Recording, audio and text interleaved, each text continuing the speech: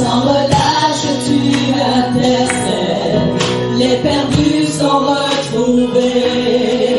Tu ne seras jamais vaincu, car tu es couronné vainqueur.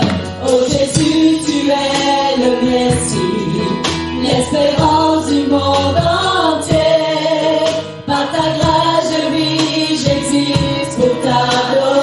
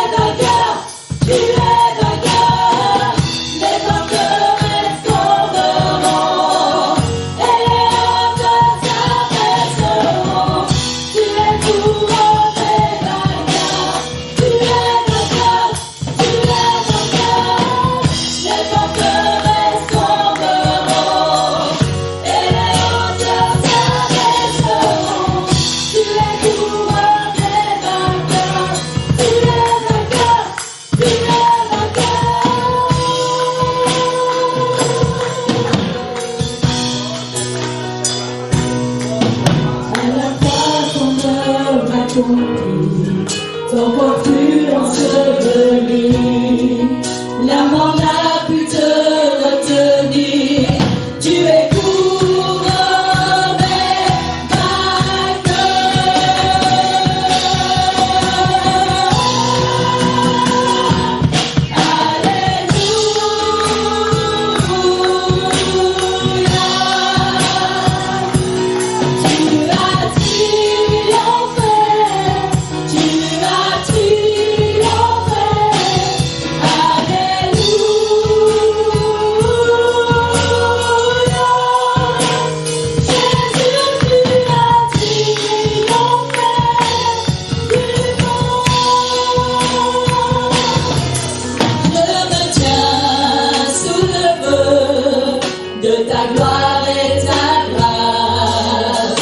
la justice et l'amour s'unissent.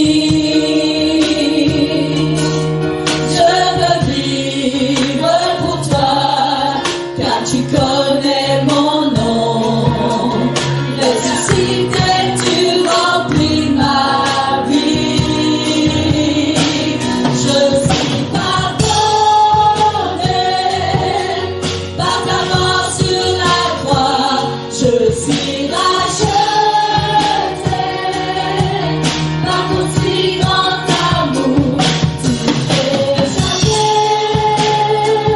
de mes péchés.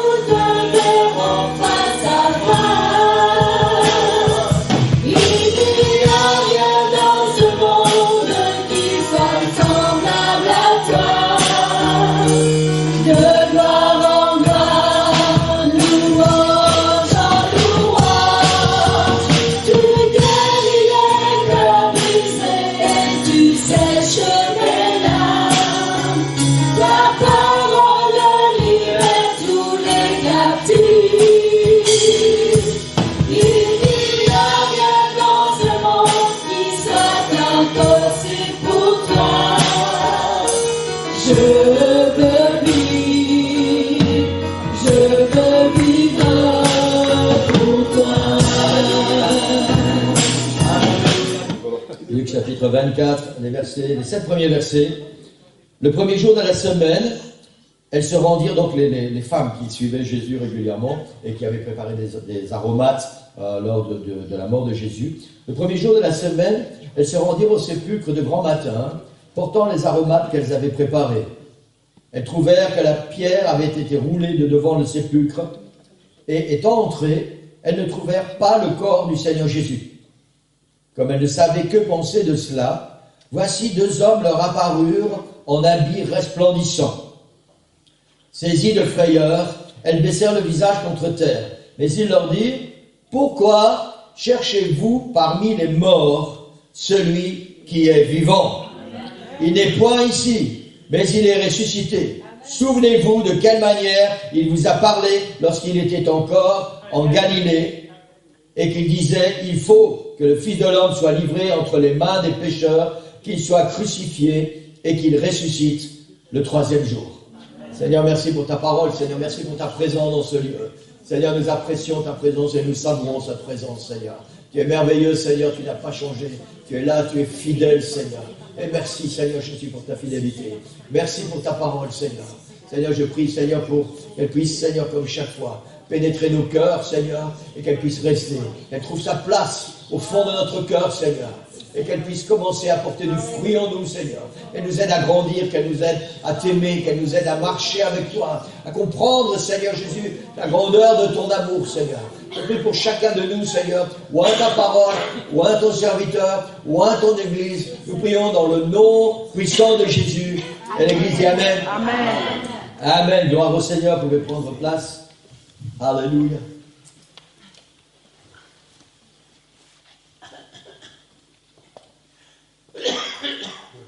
Amen. Ce week-end, c'est un week-end spécial.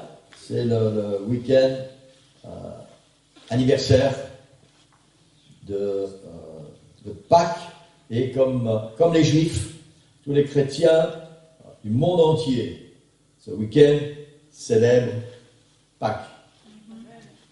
Amen. Merci Seigneur pour ce week-end de Pâques. Nous célébrons pendant ce week-end l'un des 3 plus grands événements qui ont changé la face du monde. La naissance de Jésus, ce week-end de Pâques et le jour de la Pentecôte. Ces 3 événements ont changé la face du monde, et particulièrement ce week-end de Pâques, où il s'est passé tellement de choses.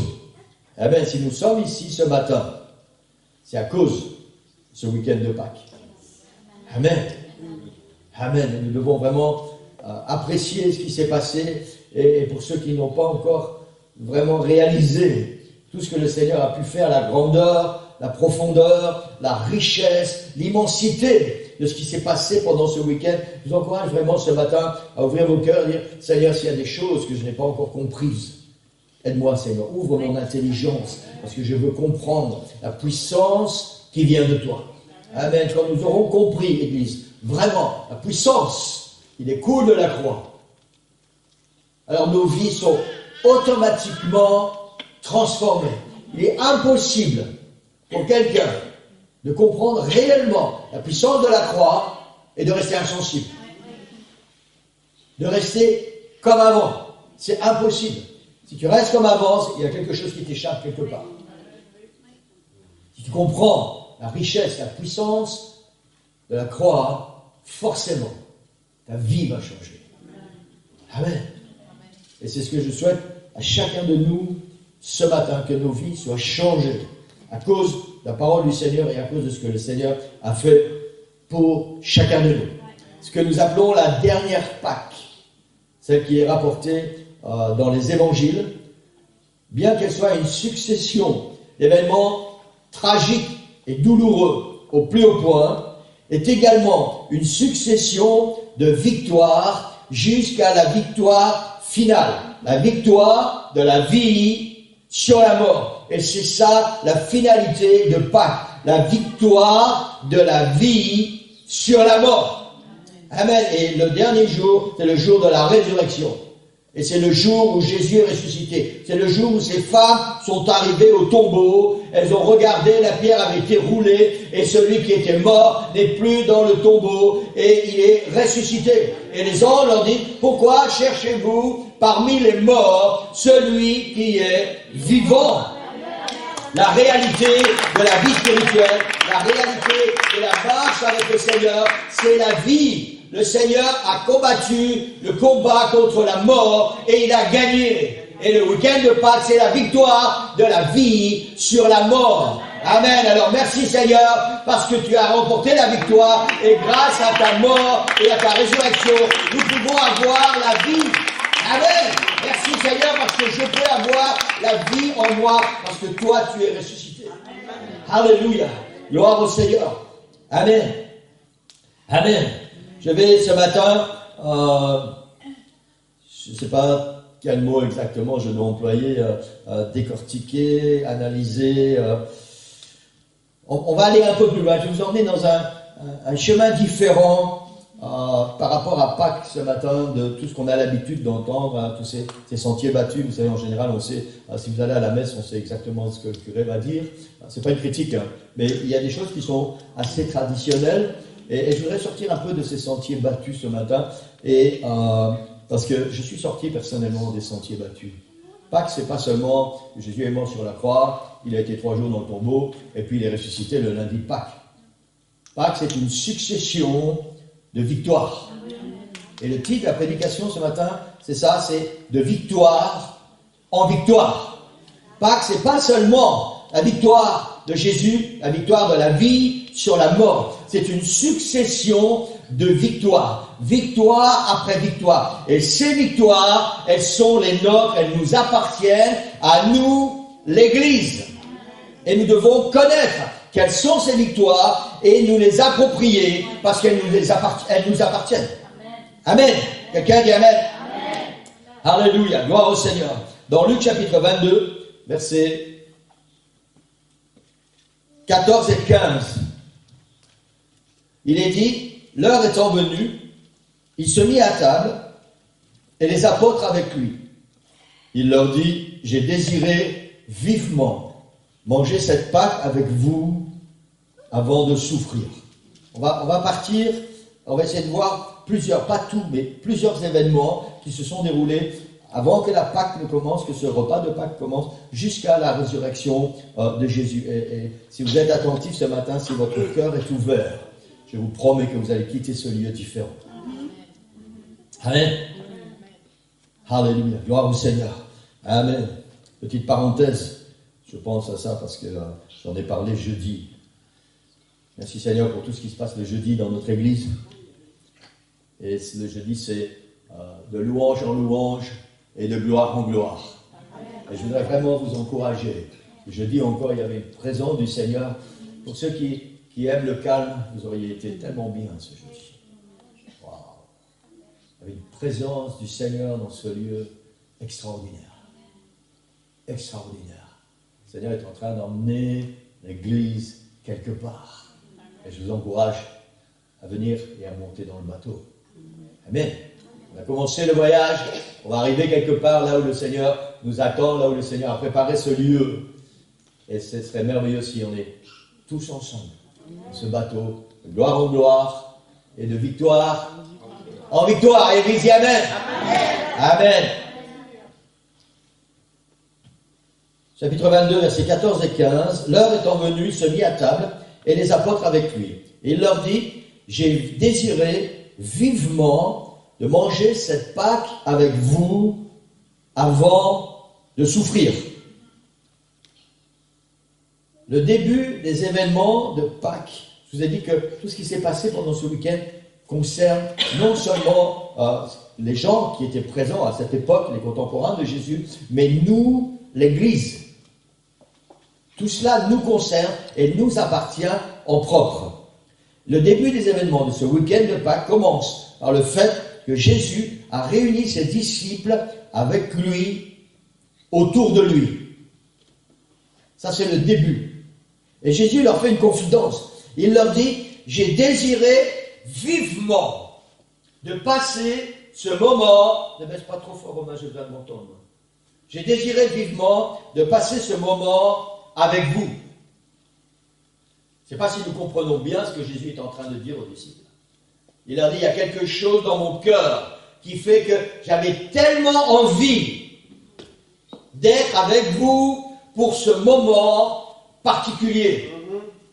La première leçon que nous pouvons tirer de ce week-end de Pâques, c'est que les disciples sont réunis ensemble autour de Jésus et avec Jésus. Après la mort de Jésus, nous les retrouvons encore ensemble.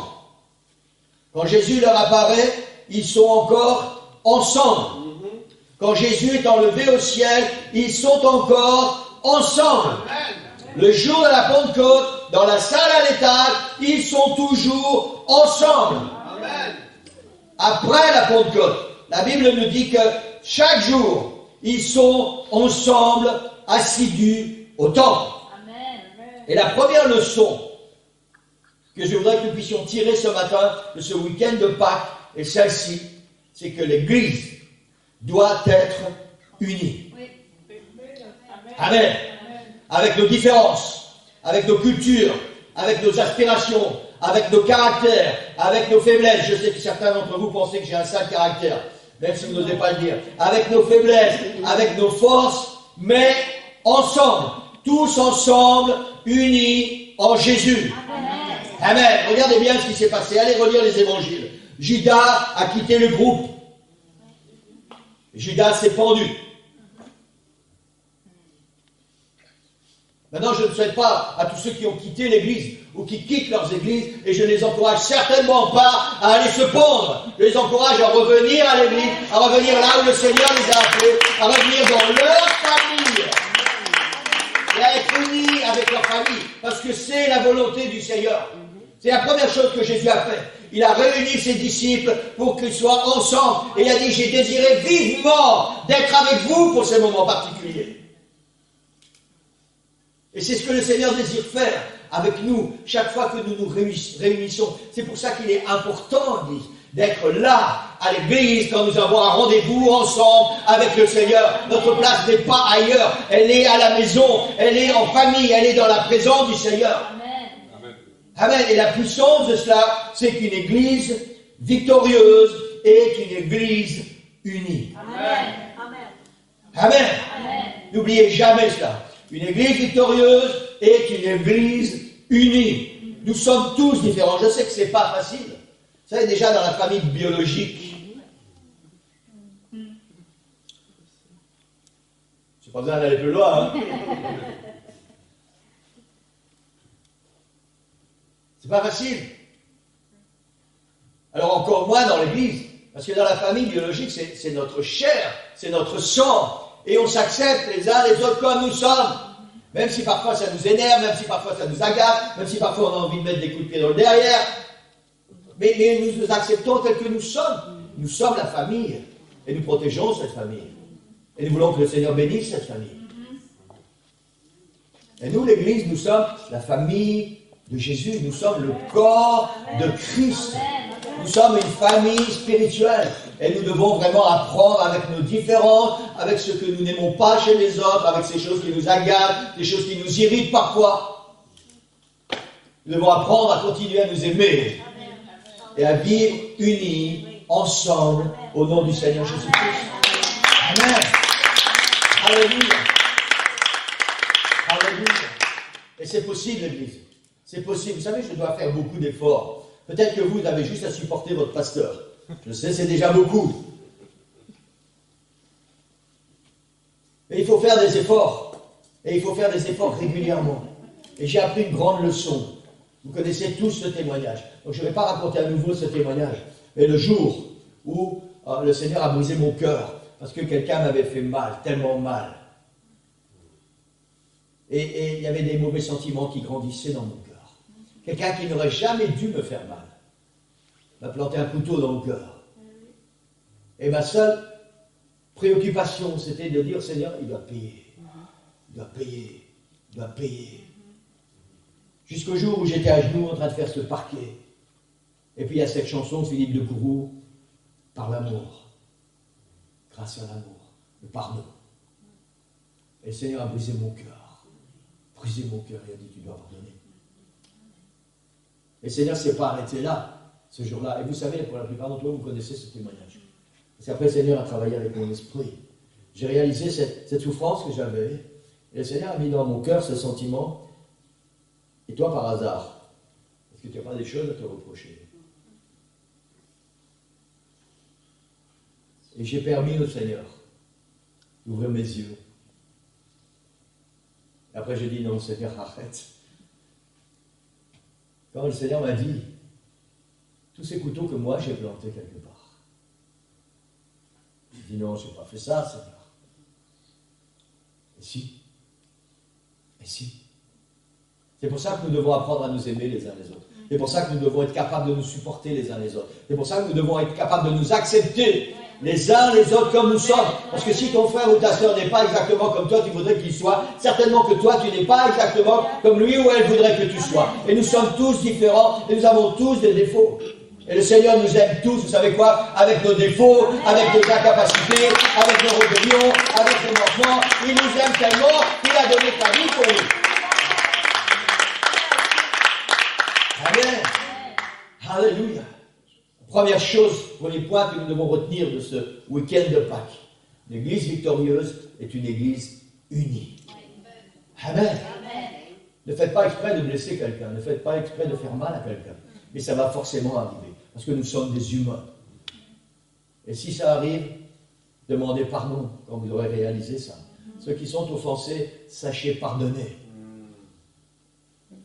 Parce que le Seigneur nous a pardonné. Bien au-delà de ce que nous pourrions penser ou même imaginer. Amen. Amen. Gloire au Seigneur. Alléluia. Ça veut dire que vous n'avez pas le choix, l'Église. Si parfois je fais des choses qui ne vous plaisent pas, si parfois je vous blesse, vous n'avez pas le choix, vous devez me pardonner. Amen. Merci Seigneur. Ils doivent me pardonner.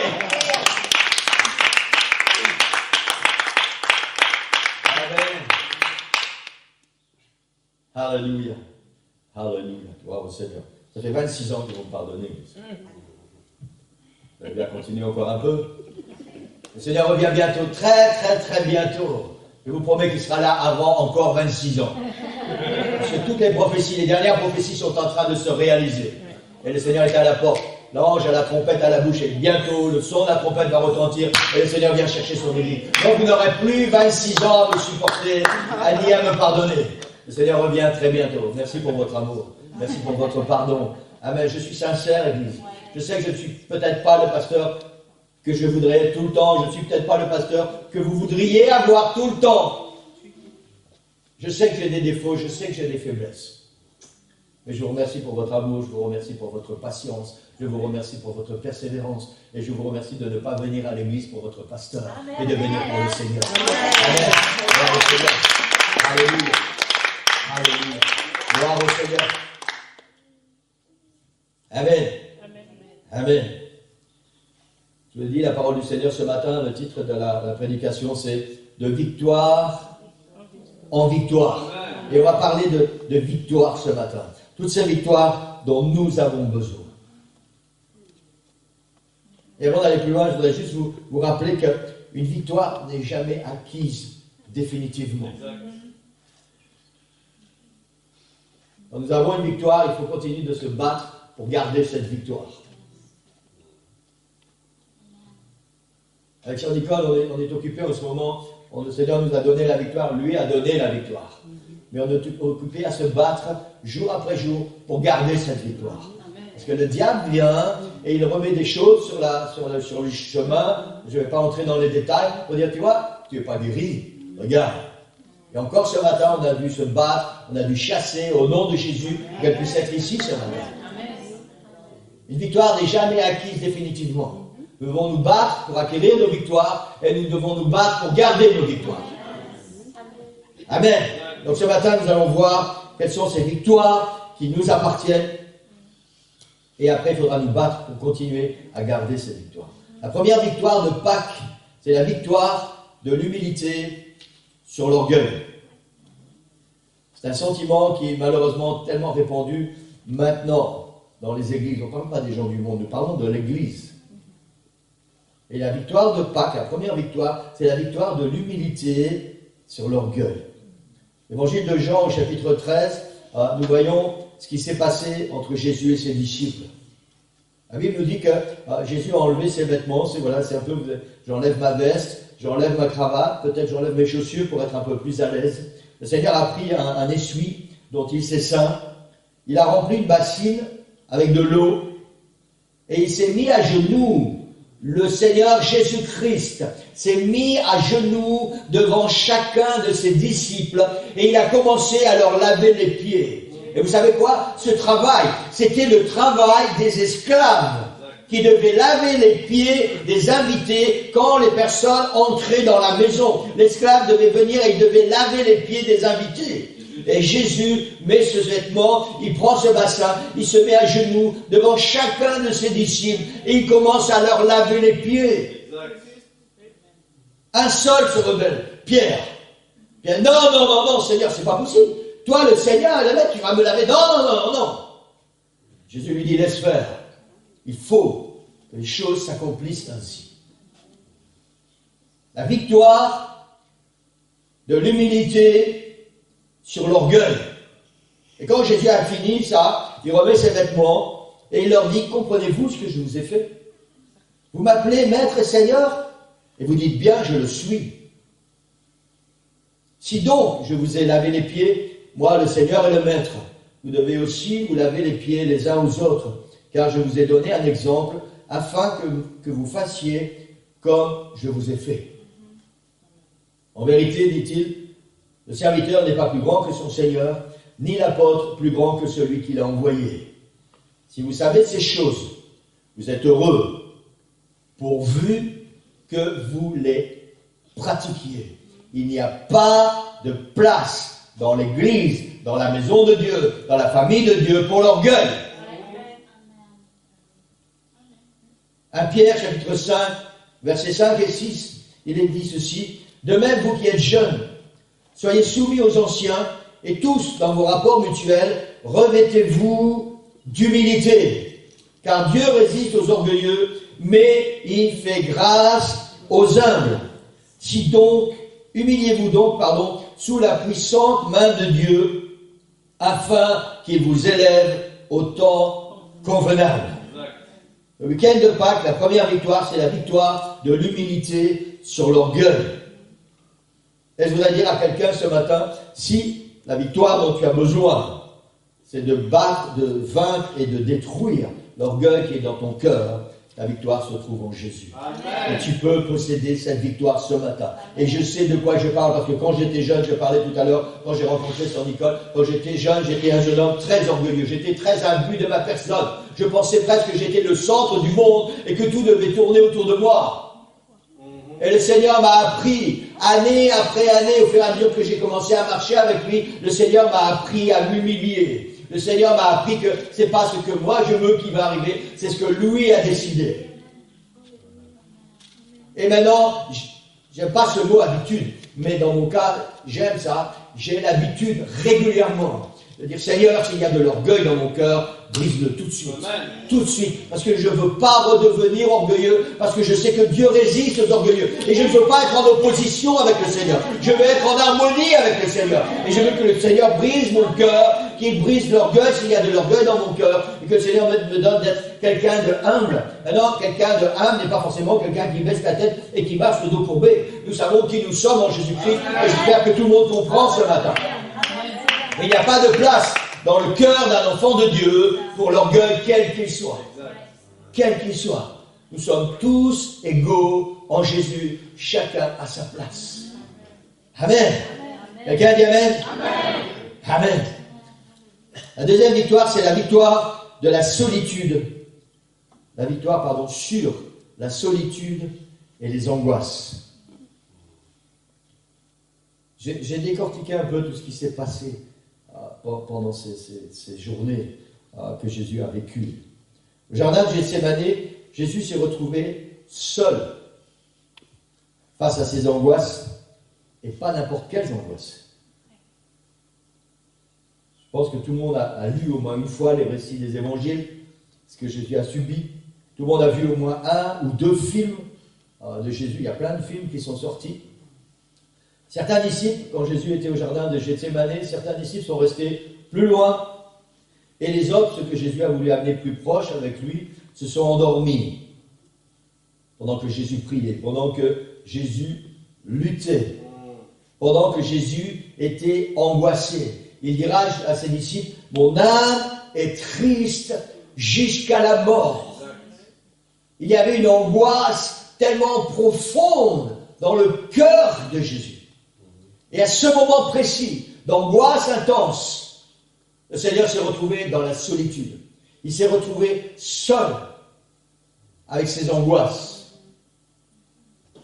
Et par 3 fois, il est retourné voir les disciples. Et par 3 fois, il les a trouvés endormis. Jésus a trouvé la force d'assumer sa mission, de vaincre cette angoisse dans la prière. Et il a vaincu l'angoisse et la solitude. Alors ce matin, je voudrais te dire, si tu es angoissé et que tu te sens seul, ta victoire se trouve en Jésus. Amen. Parce qu'il est passé par là et parce qu'il a remporté la victoire. La 3e victoire, c'est la victoire sur la douleur. Nous savons tous ce qui s'est passé à partir du moment où Jésus a été arrêté, et je n'ai pas le temps ce matin d'entrer dans tous les détails parce que j'ai beaucoup de choses que je veux partager avec vous, et après nous aurons la Sainte Seine, et je ne veux pas vous tenir ici jusqu'au milieu de l'après-midi. Nous savons tous ce qui s'est passé à partir du moment où Jésus a été arrêté. Il y a eu un acharnement contre Jésus pour le faire souffrir. Nous ne savons pas tout ce qui s'est passé, mais le peu que la Bible nous dit et nous révèle est déjà tellement suffisant. Suffisant. On a mis sur la tête de Jésus une couronne d'épines. Ce n'étaient pas des petites épines, c'était des épines très longues. On a pris un roseau et on ne s'est pas contenté de lui mettre une couronne d'épines. Vous savez, l'histoire ne nous raconte jamais que quelqu'un qui a été arrêté, on lui a mis une couronne d'épines sur la tête. Il semblerait que ce supplice, cette douleur, a été réservée spécialement pour le roi des rois. On lui a mis une couronne d'épines sur la tête, et comme si ce n'était pas suffisant, avec un roseau, on tapait sur la couronne d'épines pour que les épines entrent bien dans son crâne. La Bible dit que il y a des barbus ici, mais vous n'avez pas besoin, les sœurs, vous n'êtes pas barbus, mais vous avez des cheveux. La Bible dit qu'on a commencé à lui arracher les poils de la barbe. C'est quelque chose de très douloureux. Tirez-vous les cheveux, tirez un cheveu, et encore un cheveu, et encore un cheveu, et encore un cheveu. Pour ceux qui sont barbus, tirez les poils de votre barbe. Ça, c'est en plus la couronne d'épines. Ensuite, la Bible dit que tous ces soldats ont commencé à gifler Jésus. Je ne pense pas qu'ils sont venus dire « hein? Non, ils ont commencé à gifler. C'était des soldats, c'était des hommes, ils étaient musclés. Ils sont arrivés et une bonne gifle. Et certainement que Jésus reculait à chaque fois qu'il recevait les gifles. C'est le sort qui était réservé à Jésus depuis son arrestation. Ensuite, la Bible dit qu'on a enlevé ses vêtements. Et on a commencé à le fouetter. J'ai déjà prêché là-dessus sur le fouet qui était utilisé à l'époque pour les suppliciés. Ce n'était pas juste une lanière de cuir. Il y avait des anneaux qui étaient accrochés à cette lanière de cuir. Et chaque fois que le fouet était lancé, il y a quelque chose qui accrochait dans la peau. Et quand on tirait le fouet, alors il y a la peau qui s'arrachait avec. C'est ce que Jésus a souffert. C'est cette douleur que Jésus a supportée. Et après, j'ai aussi déjà prêché là-dessus, il y a eu toutes ces douleurs de la crucifixion. Les clous qui étaient dans ses mains, les clous qui étaient dans ses pieds. Et il fallait à un moment relâcher la douleur des mains parce que c'était trop fort, donc il fallait appuyer sur les pieds. Et au bout d'un moment, la douleur était trop forte sur les pieds, alors il fallait relâcher et on tendait à nouveau sur les mains. Jusqu'au moment où la mort est venue. La crucifixion, c'était un supplice atroce. Et Jésus a tout supporté jusqu'à la fin, et il a vaincu la douleur. L'Église, il a vaincu la douleur. Alors je voudrais dire à quelqu'un ce matin, si tu souffres, Que tes souffrances soient physiques ou morales, qu'elles soient dans ton cœur, dans ton âme ou dans ton corps, ta victoire se trouve en Jésus. Il a remporté la victoire à la croix sur la souffrance, la douleur. Quatrième point, c'est la victoire sur la honte. La honte est un sentiment que beaucoup connaissent. Que l'on soit responsable de ce sentiment ou qu'on le subisse. La honte entraîne souvent la déprime, la dépression et le suicide. Ce sentiment est aussi un sentiment affreux, atroce. La honte est un sentiment qui s'attache à nous comme une sangsue, comme une encre indélébile, quelque chose qui ne s'efface pas.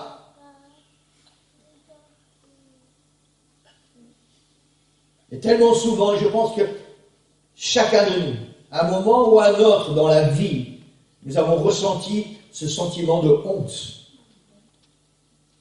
Que nous soyons coupables ou pas. Je pense en particulier après la Deuxième Guerre mondiale.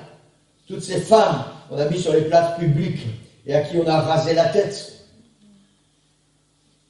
Je pense en particulier à toutes ces femmes et maintenant aussi les hommes qui se font violer et qui ressentent une honte atroce. Ils n'ont pas choisi.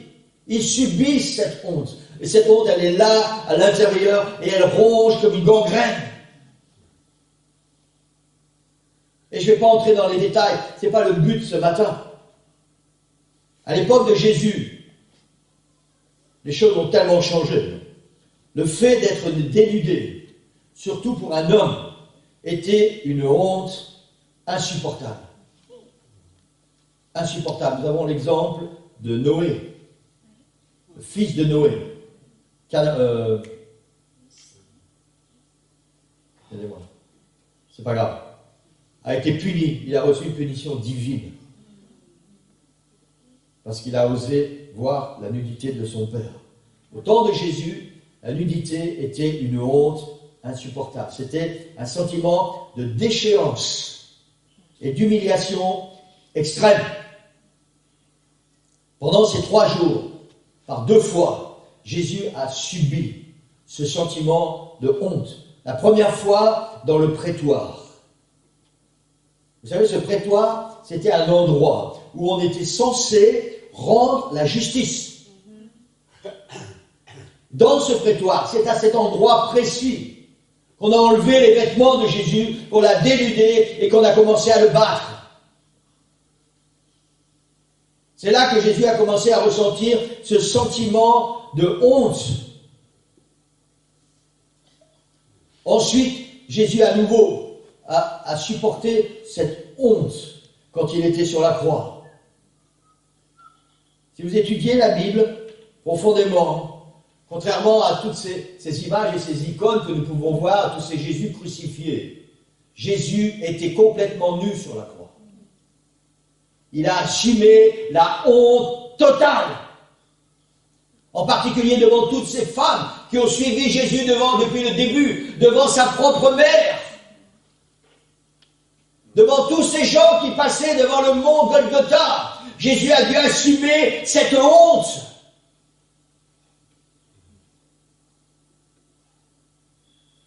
Ne pensez pas que s'il y a un sentiment de honte dans votre cœur, vous puissiez dire à Jésus, mais tu ne peux pas comprendre. Si Jésus peut comprendre. Exact. Il peut comprendre. Parce qu'il a ressenti ce sentiment de honte. La crucifixion même, le fait d'être crucifié, était une honte. Ce supplice était réservé à tous ceux qui n'étaient pas romains. Un Romain n'avait pas le droit d'être crucifié. C'était réservé pour les sous-peuples. La crucifixion était considérée comme une sentence de honte. Et ça a été réservé pour Jésus. Jésus a supporté la honte jusqu'au bout. Et il a vaincu la honte. Alors encore une fois, je voudrais dire à quelqu'un ce matin, je ne sais pas ce qu'il y a dans vos cœurs, mais si le Seigneur m'a donné tout ça, c'est parce que nous avons besoin de l'entendre ce matin et nous avons besoin de prendre une victoire quelque part. Et je crois que ce matin, quelque part, a besoin d'entendre ceci. Si tu es assailli par un sentiment de honte, quel qu'il soit, que tu l'aies provoqué ou que tu l'aies subi, ta victoire se trouve en Jésus. Amen. Jésus veut te libérer. Et ça, c'est une réalité. C'est ce qui s'est passé pendant ce week-end sur la croix et à cause de la résurrection de Jésus. Toutes les victoires nous sont acquises. Et le Seigneur veut nous libérer de toutes ces choses. Amen. La victoire de l'amour sur la haine. Il est difficile de comprendre pourquoi les soldats romains et les religieux de l'époque se sont acharnés sur Jésus avec autant de haine. Et je pense que l'ambiance amène les faits. Nous voyons ce qui se passe en Ukraine.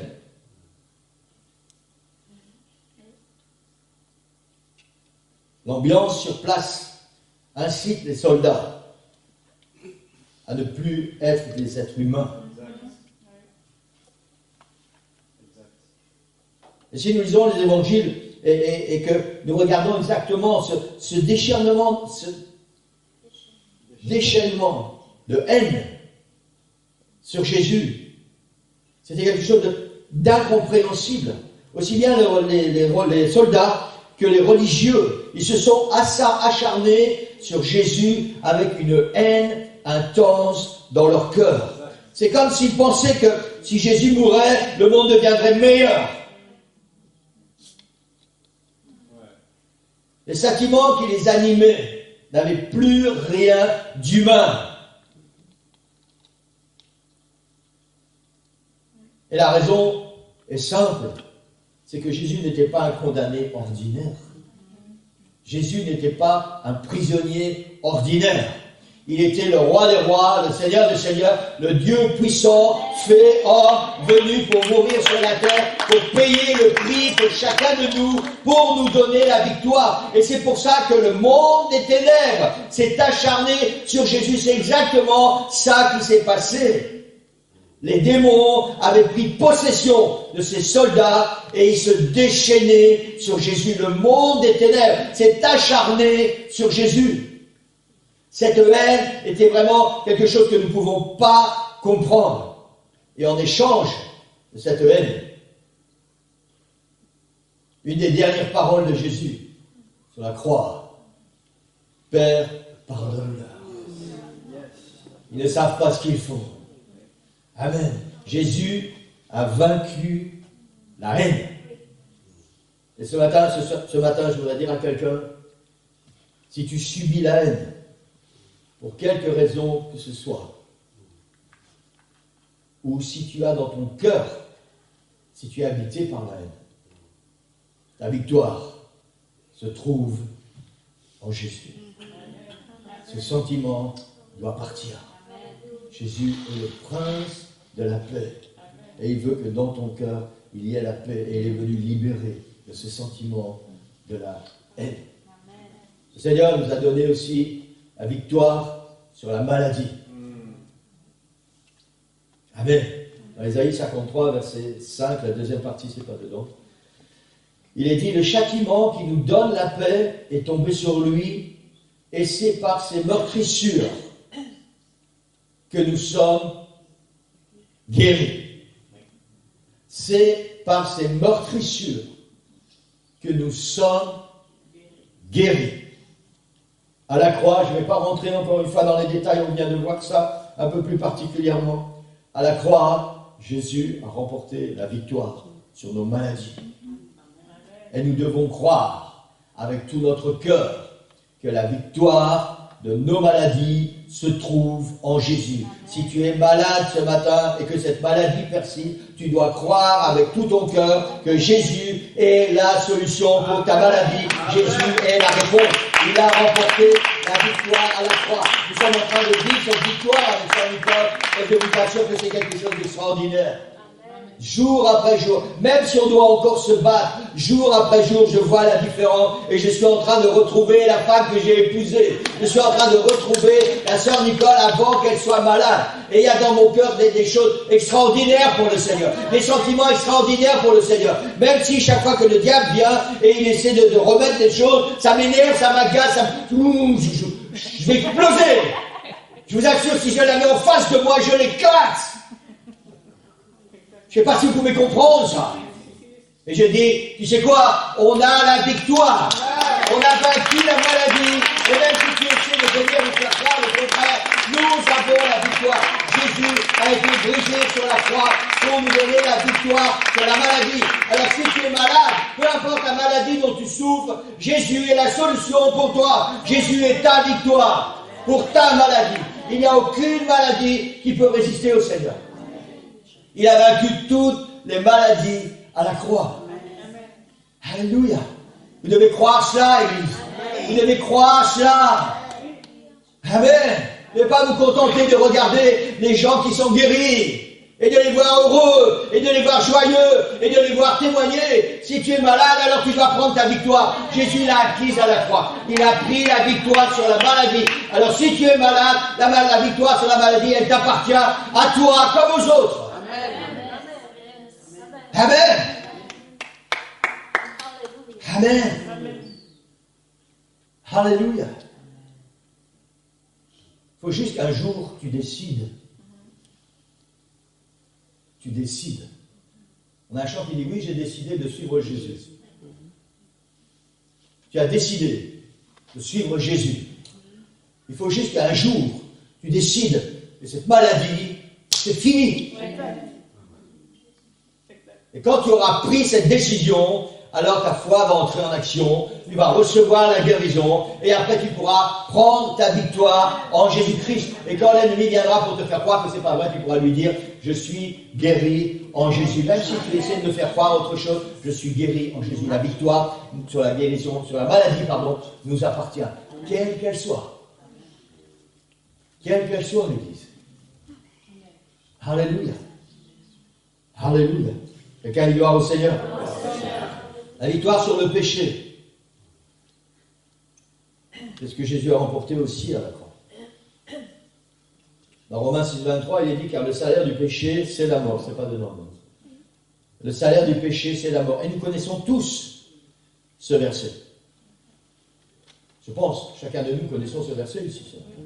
Car le salaire du péché, c'est la mort.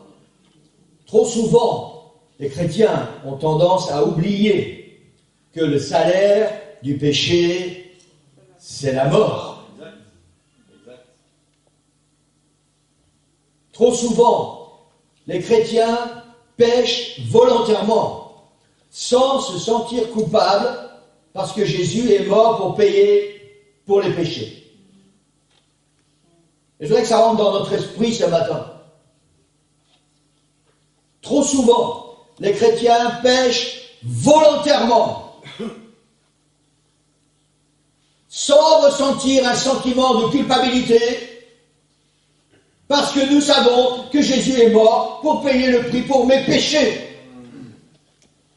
Mais il n'en demeure pas moins vrai que le salaire du péché, c'est la mort. Chrétien ou pas, le salaire du péché, c'est la mort.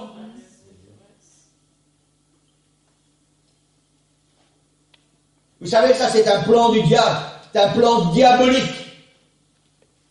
De venir travailler dans nos cœurs, à nous chrétiens, nous enfants de Dieu, quand nous sommes attirés par le péché, amorcés par le péché, par nos convoitises charnelles, et que nous pratiquons volontairement le péché. Et le diable vient et dit, c'est pas grave, tu sais quoi, Jésus a payé pour toi à la croix, si tu demandes pardon, Jésus va te pardonner.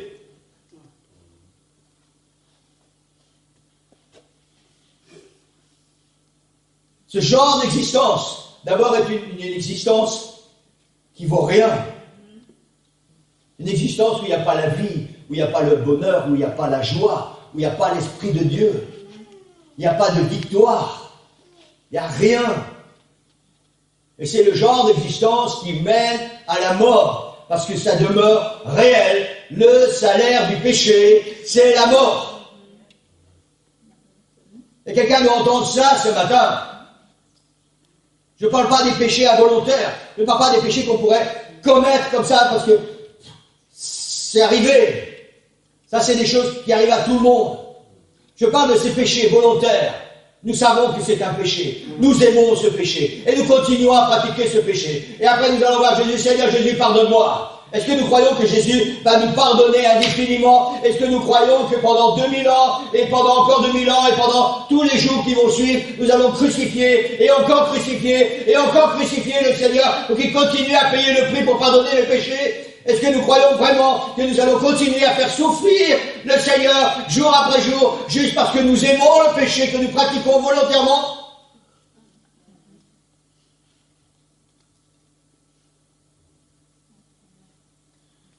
Ça vaut la peine de réfléchir, Église, n'est-ce pas? Car le salaire du péché, c'est la mort. Ça n'a pas changé et ça ne va jamais changer.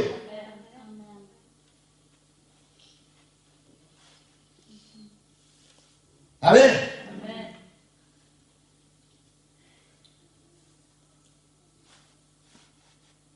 Ésaïe 53, verset 5 dit, il était blessé pour nos péchés, brisé pour nos iniquités.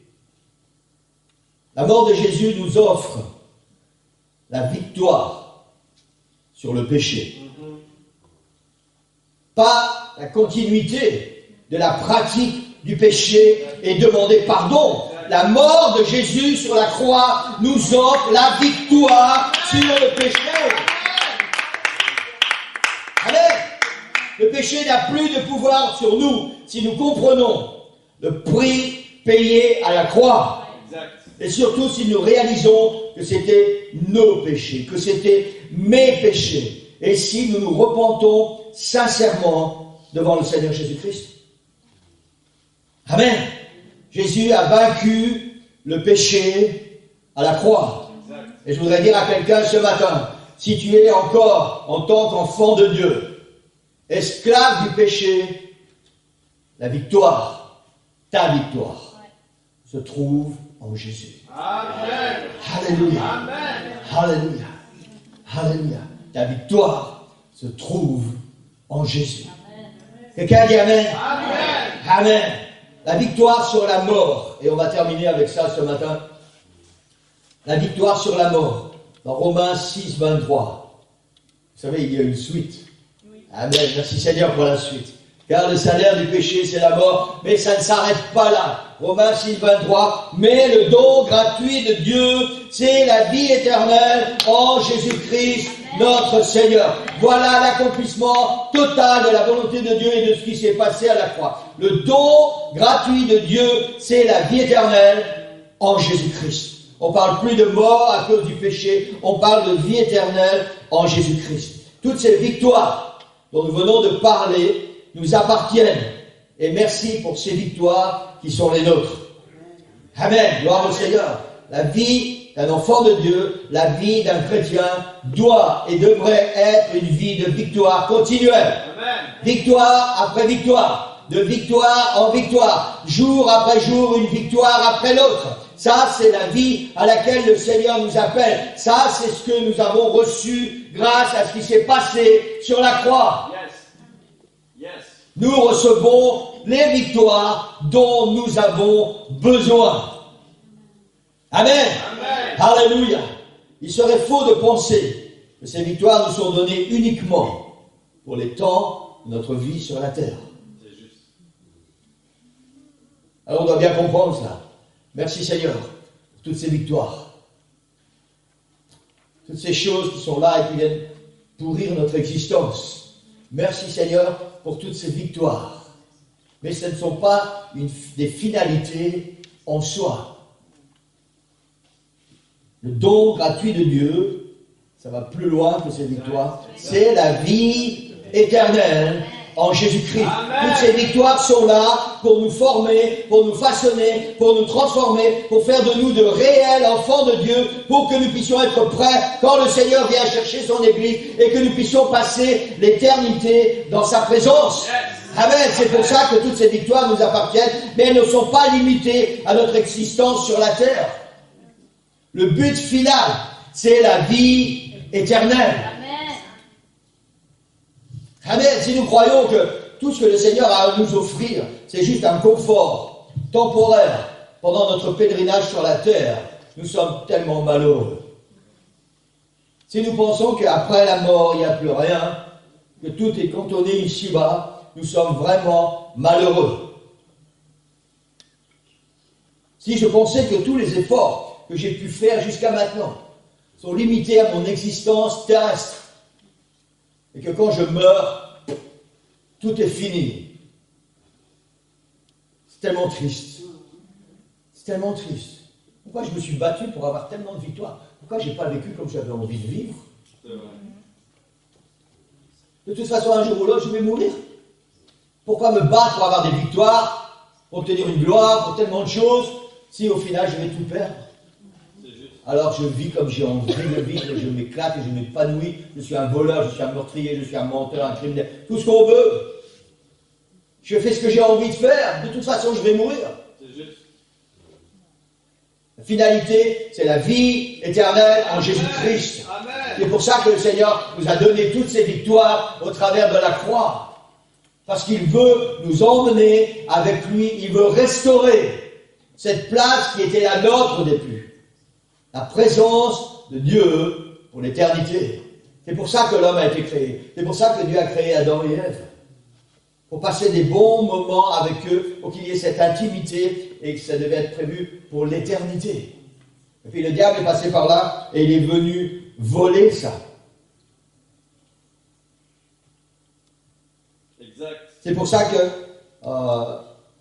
les anges, quand ces femmes sont arrivées au tombeau, les anges ont dit à ces femmes, pourquoi cherchez-vous parmi les morts celui qui est vivant? Pourquoi tu te limites à chercher dans les choses de la terre, des choses qui un jour vont mourir, vont disparaître? Pourquoi tu te limites à ça alors que Jésus veut te donner la vie éternelle? Le but ultime de la résurrection de Jésus est que nous retrouvions notre condition première, la vie éternelle dans sa présence. Et la vie éternelle se trouve en Jésus et uniquement en Jésus. Amen. Quelqu'un dit Amen. Amen. Dans Jean 14, 6, Jésus lui dit, je suis le chemin, la vérité et la vie. Le chemin, la vérité et la vie. La vie ne se trouve qu'en Jésus. La vie éternelle ne se trouve qu'en Jésus. Et si tu as besoin de ce sentiment de vie ce matin, alors ta victoire se trouve en Jésus. Je voudrais qu'on puisse se lever. Sylvia va venir au piano. Dans quelques minutes, on va prendre la Sainte Seine. Mais avant, je voudrais que nous puissions recevoir les victoires dont nous avons besoin. Amen. Je vais demander à Sœur Nicole de se préparer si elle sent pour venir prier avec les sœurs.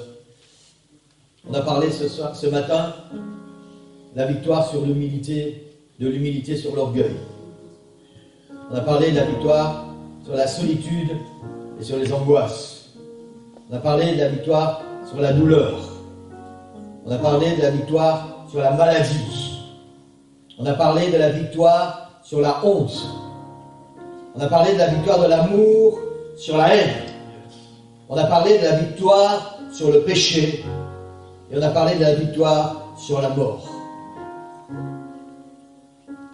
Alors je vais ouvrir l'autel maintenant. Si vous avez besoin d'une victoire ce matin, je vous encourage à venir à l'autel. Et je vais prier avec vous. Vous n'êtes pas obligé de me dire. Je veux juste être un intermédiaire entre Dieu et vous.